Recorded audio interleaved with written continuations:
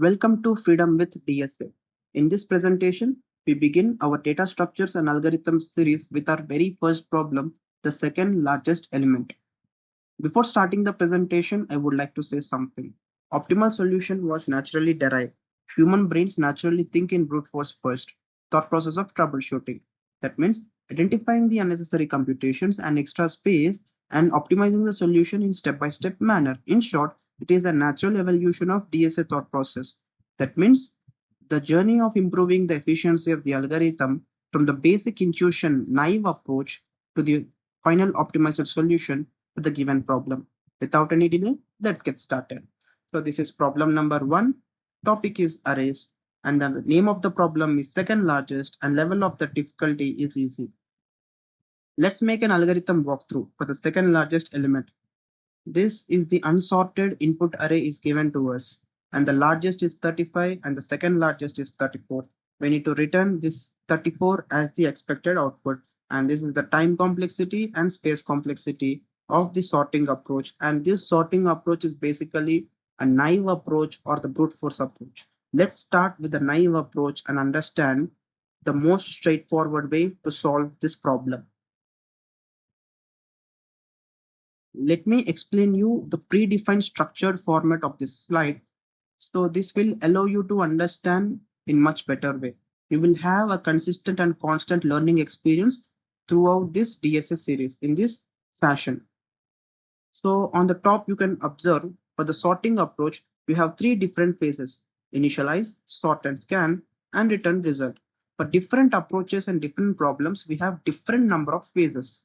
So on the right side you observe the flow chart where we are. This will allow us to understand the current executing steps, past executed steps, and what steps will get executed in future. And on the left side you can observe the visualization of the current executing steps and the entire scenario explanation. You can observe the bottom description, what happened in this step. So this is the structured format I designed. So this will allow you to enhance your intuition of problem solving in much better way.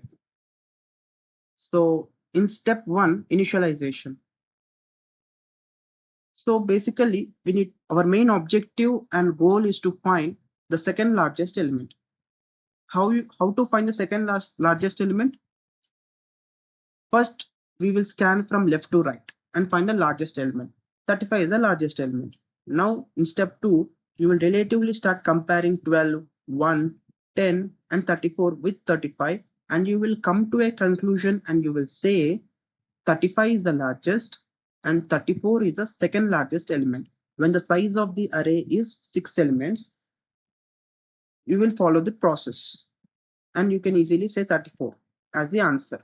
But my question is, what if the size of the array containing 10 elements, 20 elements, or even 100 elements? Will you follow the same process what you followed for the 6 elements? Definitely not. Because remember, the array is unsorted. You don't know what elements will come in future. So it becomes quite difficult to find the second largest element. So whatever the process you followed for the 6 elements right now. So what is the solution to overcome this challenge? The sorting concept will come into the picture. So this sorting will allow us to rearrange the elements in an increasing order fashion from small to big, to be more precise in ascending order. So once we sort the array, we can easily find the second largest element. You may think and ask me how it becomes so easy. I will explain. Here in the phase 1 initialization, the size of the array 6 is declared, and in step 2 we will sort the array. Once the sorting is done, as you can observe, the elements are arranged in increasing order fashion. Arrays.sort is the function we use, and the name of the array input array ARR. Ascending order is done. Now here is the entire scenario is there in front of us. So let's try to interpret and understand the scenario. First, step 1, we need to access the largest element. If you think naturally, when you sort the array, the largest element will always sit at the last index of the array. Basically, the array is zero-based indexing. You have 6 elements, and zero-based indexing, the last index is 5. How will you get that 5 as number? The size of the array is 6. When you subtract 1 from 6, 6 minus 1 is 5. So ARR of n minus 1. So ARR of 5 is 35. So ARR of n minus 1 will allow you to access the largest element of the array, 35. Simple. Now you got the largest element, 35. Now you need to start traversing from the index I is equals to 4. How will you get that 4? 6 minus 2 is 4. 6 minus 2. So n minus 1 is the largest, and n minus 1 is the last index, n minus 2 is the second last index. So at the index I is equals to 4, 34 is not equal to 35. First distinct value below the max. 35 is the largest, 34 is the second largest. You simply return 34 as the result. Matches expected output. Done. But this scenario will not allow us to understand this entire flowchart. There are 2 scenarios that you need to understand this entire scenario in much better way. So listen carefully. In the scenario number 1, this is the scenario number 1. Imagine at the index 0 and 1, the 1 is duplicated twice. They didn't mention unique values exist in the array. There is a chance of duplication. What if the largest element duplicated twice in a similar fashion? For example, at index I is equals to 4 and at I equal to 5. At 4 and 5, 35 gets duplicated twice. So if 35 gets duplicated twice, will you return 35 as the output? No. Here the back traversal concept will come into the picture. We need to traverse one step backward, and you need to go to the index I equals to 3 and check 12 is not equal to 35. We need to return 12 as the second largest element if 35 gets duplicated twice at the index I is equals to 4 and 5. Now in the worst case scenario, what if the largest element 35 duplicated at all the indexes from 0 to 5? From 0 to 5, from the first index till the last index, 35 gets duplicated at all the indexes. So you need to back traverse till the first index I equals to 0. Once you finish the traversing and loop gets finished, no distinct value is found, and you simply return -1. -1 indicates there is no second largest element in the array. So this is the conclusion. Hope you got. In the scenario 1, what if the largest element duplicated twice at the index I is equals to 4 and 5? In the second scenario, what if the 35, the largest element duplicated at all the indexes?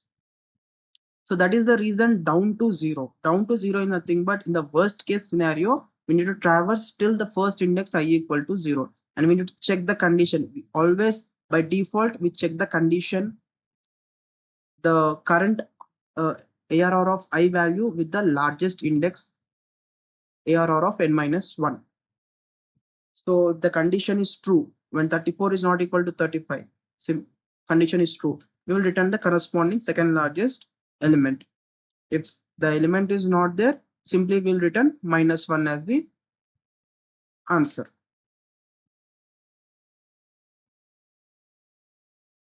As per the current scenario, what is there in front of you? So for the very first comparison, 34 is not equal to 35, and 34 is the result, is the final result.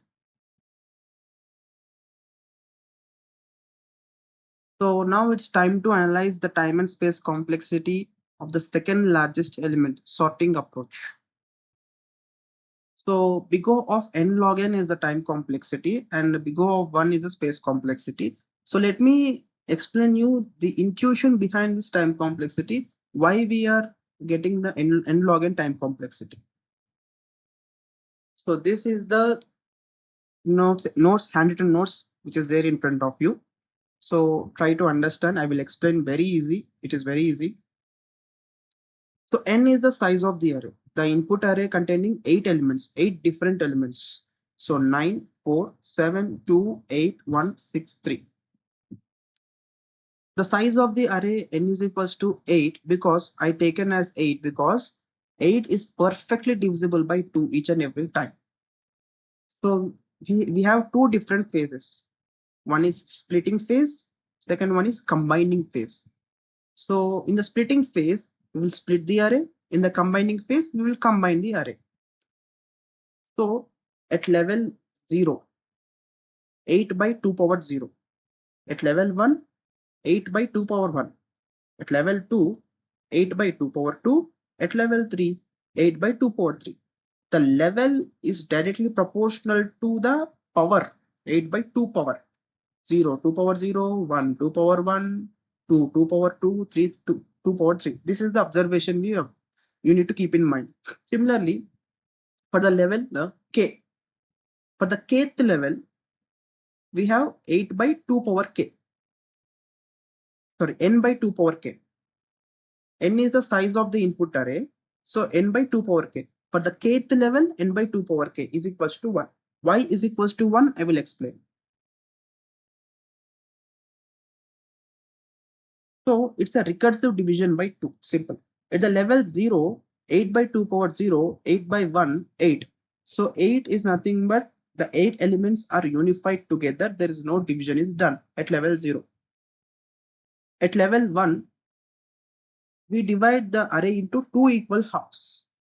One time division. So 4 elements on the left side, 4 elements on the right side. This is the top split is done for the one time. In the middle split, we divide twice. Here means the division is happened on the left side. Again, the division is happened on the right side. So 9 and 4 are grouped together as two elements. Again, 7 and 2 are grouped together as two elements. Here is one division is done. Again, for 8, 1, 6, 3. 8 and 1 is grouped together and 6 and 3 is grouped together as two elements. Here the second division is done. Means two times we divided. Okay. And at level 3, we are dividing 3 times.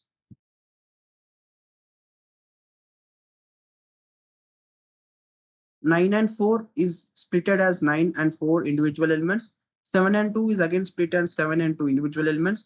8 and 1 is also splitted as 8 and 1 individual elements. And 6 and 3 is also splitted as 6 and 3 as individual elements.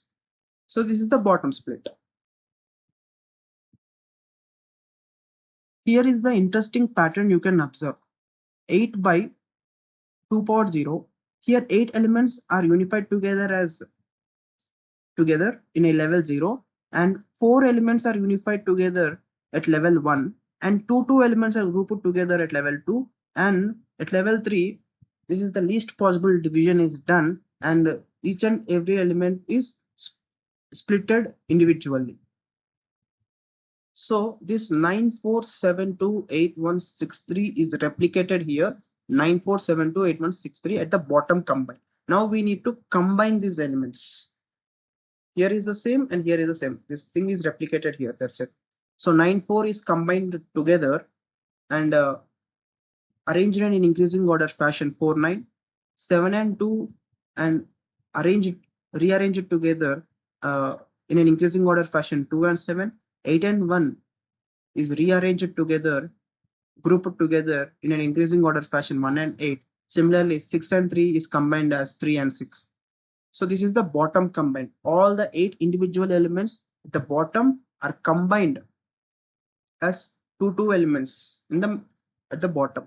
Now the middle combined. Here the 4927 is combined together and we sort this part as 2479. 1836 we will sort this part as 1368. This is the left part and this is the right part. And this left 4 elements, right 4 elements are combined together as the final sorted array 1, 2, 3, 4, 6, 7, 8, 9. So this is the splitting and combining of the elements. Hope you understand. So 8 by 2 power 3 is 8 by 8 is 1. So this equal to 1 is nothing but this is the least possible division. There is no further division is possible. So that is the reason n by 2 power k is equals to 1. N is equals to 2 power k, where this is the exponential form. Converting this exponential form to the logarithmic form, k equals to log n to the base 2. When you substitute the n value as 8, size of the input array 8, and log 8 to the base 2, this is simple mathematical computation, and log 2 power 3 to the base 2, 3 times log 2 to the base 2, where log 2 to the base 2 value is 1, 3 into 1 is 3, and k value is 3.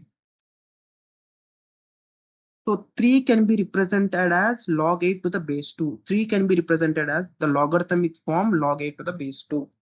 This is the key observation that you need to keep in mind. Here at level 1, level 2, level 3, if you observe, here is the tick mark. This tick mark indicates the division is happened. The division is happened. At level 1, 1 time division. At level 2, 2 times division. At level 3, 3 times division. Top, middle, bottom. Top split, middle split, bottom split. Top combine, bottom combine, middle combine, and top combine. So here the 3 times we are dividing. At 3 different levels we are dividing the array, and at each and every level we are consistently and constantly we are processing 8 elements. As you can observe, at level 1, 2, 3, the number of elements are same. We are processing all the elements, 8 elements at 3 different levels.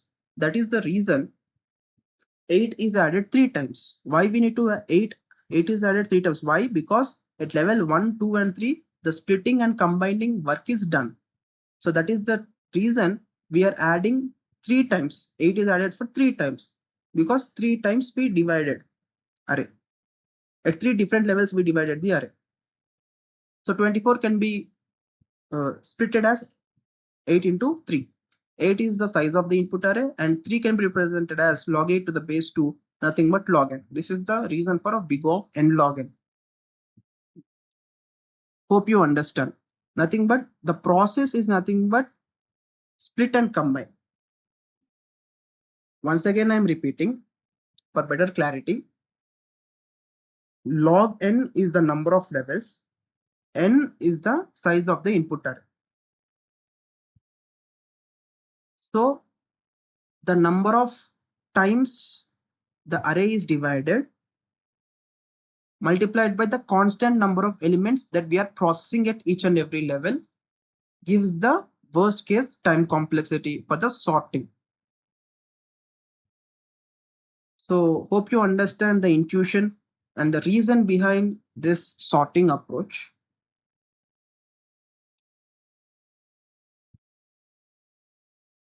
Now this is the time complexity, and with n log n and n.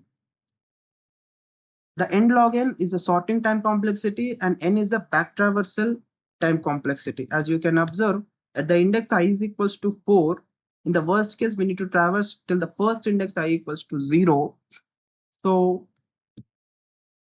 when we compare n log n with n, the dominating term is n log n. So that n log n describes the algorithmic performance of the approach. So the worst case time complexity results in big O of n log n, and we didn't use any extra space.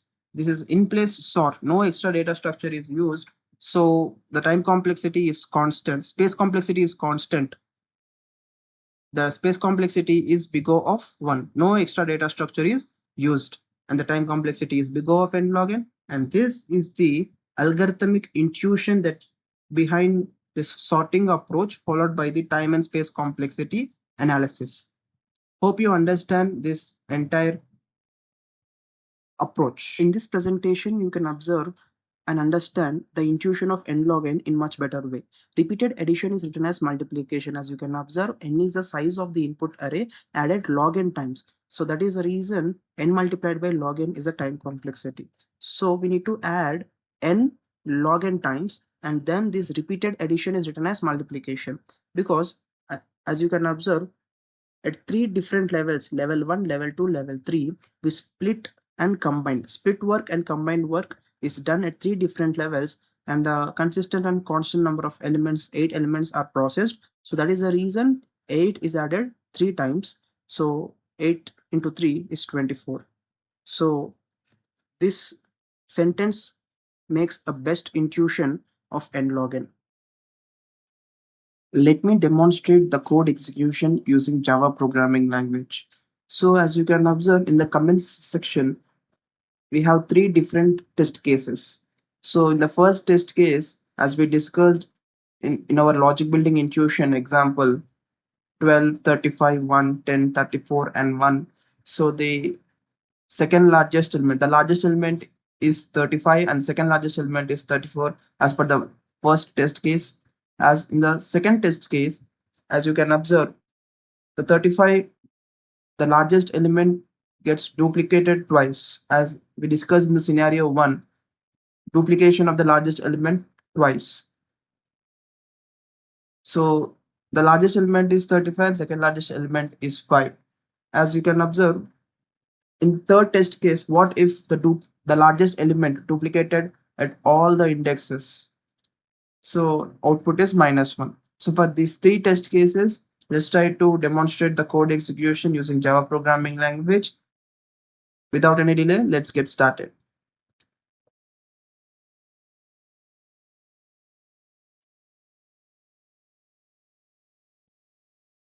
So first, let's start with the import statement. Import java.util.start class space. Name of the class is main. Public static. These are the reserved keywords, and the return type, the output data type is int. And let's give the name of the function as second largest. Second largest. And the data type within the array is int, and name of the array let's give as ARR. So now step 1, let's declare the size of the array. Int space the variable, let's say n is equals to ARR dot length. So this is the size of the array.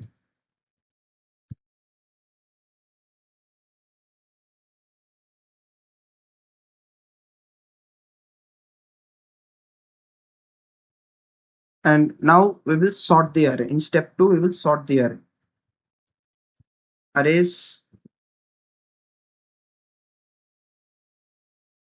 Arrays dot sort of the input array ARR. We need to give this ARR as the input for the sort function.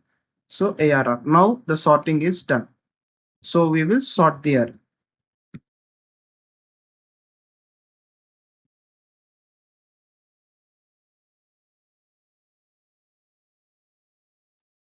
Once you sort the array, you need to start traversing from the index I equal to n minus 2. So we need to run a loop, for loop, from int I is equal to n minus 2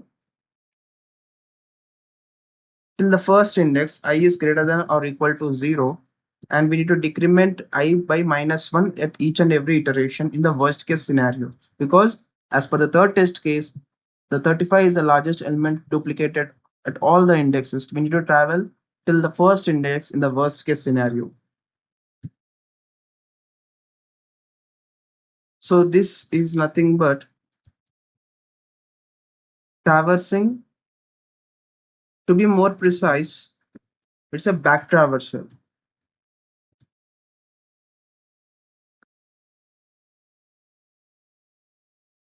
Back traversal from index from I is equals to n minus 2 to I equal to 0. and we will check the condition at each and every iteration. If ARR of I is not equal to ARR of n minus 1. If the condition is true, we will return the second largest element ARR of I. We will check the condition and we will return second largest element.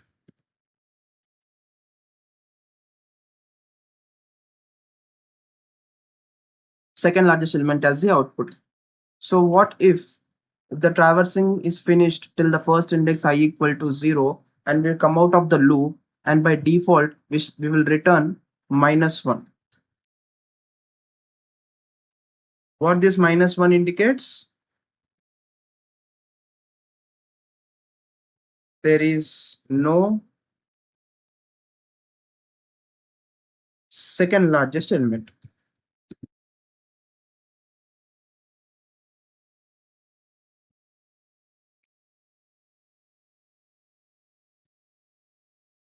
There is no second. This minus 1 indicates there is no second largest element.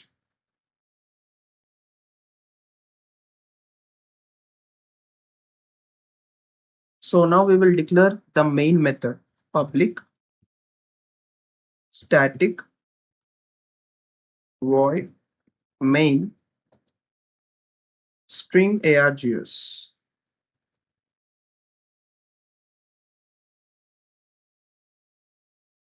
So now let's create a predefined test cases as per there in the comments section.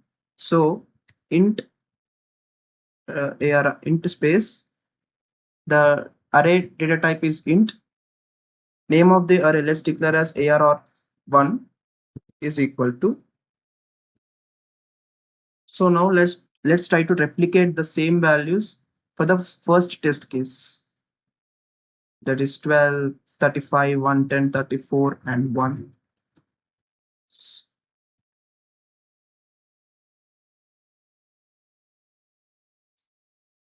Now system dot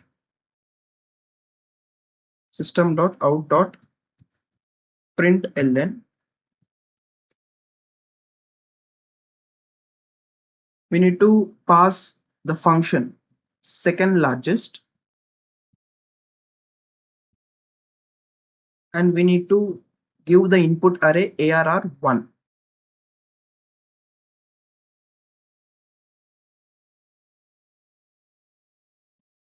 So just we need to replicate these two lines again and again for the 2 times in order to execute the second test case and third test case as well.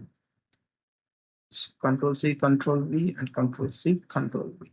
And let's change the name as ARR2.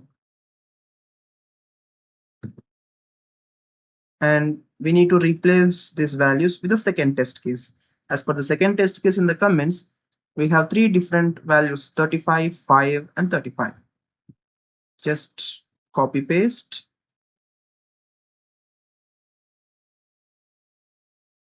And in the third test case, we have 35 gets duplicated at all the indexes in the worst case scenario. So we need to change the name of the array as 3, ARR3.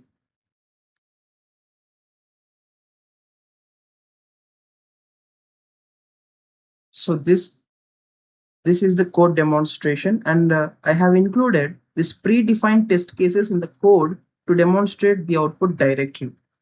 So once we will run the loop,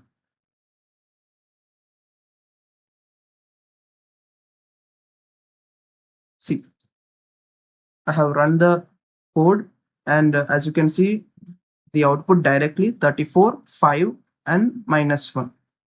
So as per the first test case, the second largest element is 34.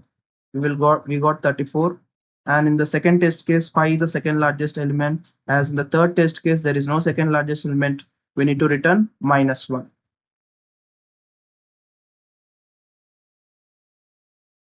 So this is the entire code demonstration. So in this session, we have interpreted and understand the given problem statement, second largest element, and we have demonstrated the core algorithmic logic building intuition, followed by the time and space complexity analysis. And we have demonstrated the code execution using Java programming language. And now it's time to understand why it is the basic intuition. So this is a naive approach. This is basically a sorting approach. Uh, this is the worst case time complexity of big of and log n. So let's try to improve the efficiency of the algorithm in the better approach. So keep practicing, keep improving. If this explanation helped clarifying the concept, consider liking the video and let me know in the comments if you have questions or want me to cover a related topic. Subscribe to stay updated with the rest of the series. See you in the next video. Thank you. Have a nice day.